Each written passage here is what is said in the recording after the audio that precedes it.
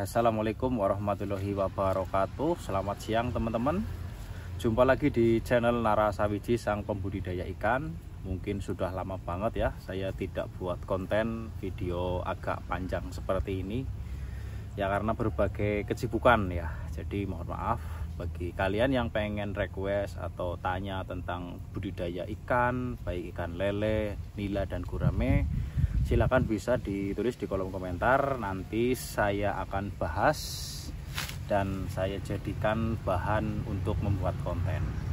Nah, konten yang saya akan angkat kali ini adalah tentang budidaya ikan lele atau ikan lainnya ya, ikan pada umumnya lah, baik ikan lele, nila dan gurame, yang katanya kalau budidaya ikan itu selalu rugi. Kenapa seperti itu?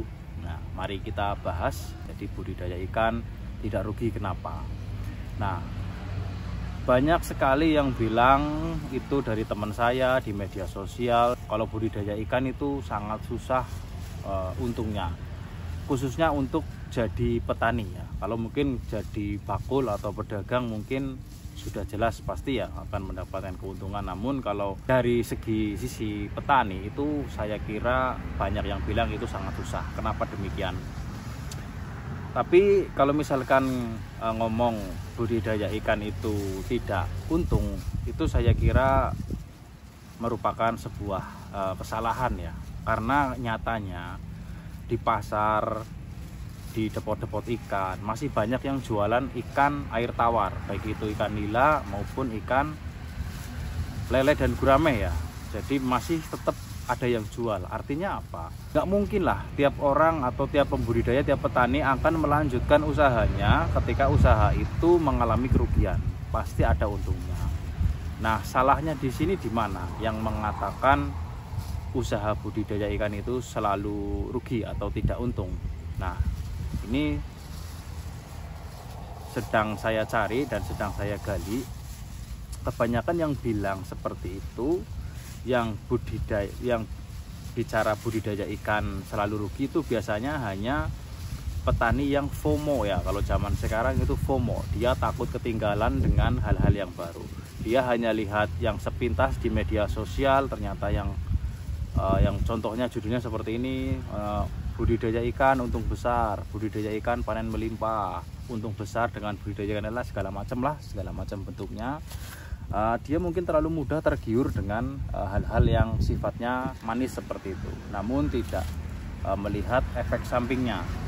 Karena budidaya ikan lele itu juga membutuhkan teknik dan hitung-hitungan yang tepat. Nah, itu tidak melihat seperti itu satu ya. Nah, yang kedua, dia hanya budidaya cuma sebentar. Jadi ketika dia coba pertama langsung gagal, langsung menyimpulkan bahwa budidaya ikan tidak menguntungkan. Ada yang seperti itu.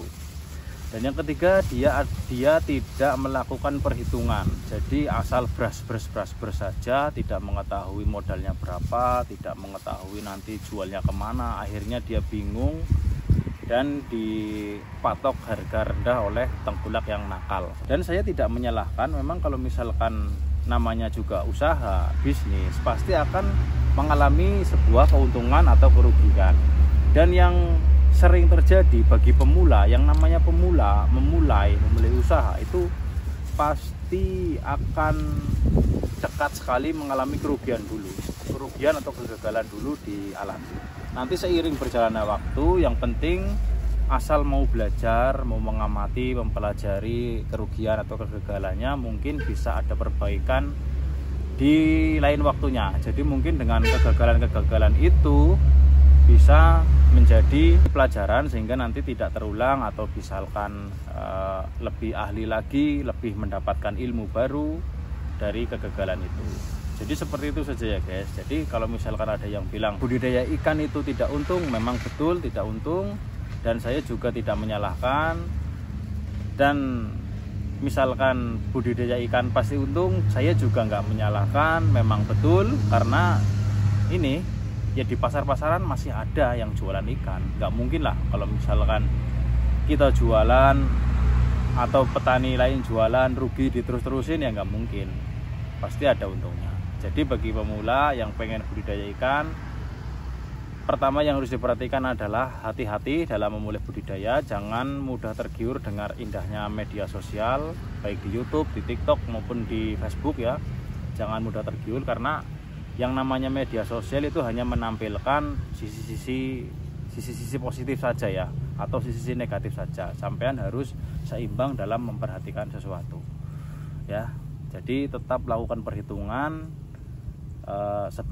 sebelum memulai, kira-kira masuk nggak nih hitungannya nih, kayak gitu. Jadi seperti itu ya guys ya. Terima kasih.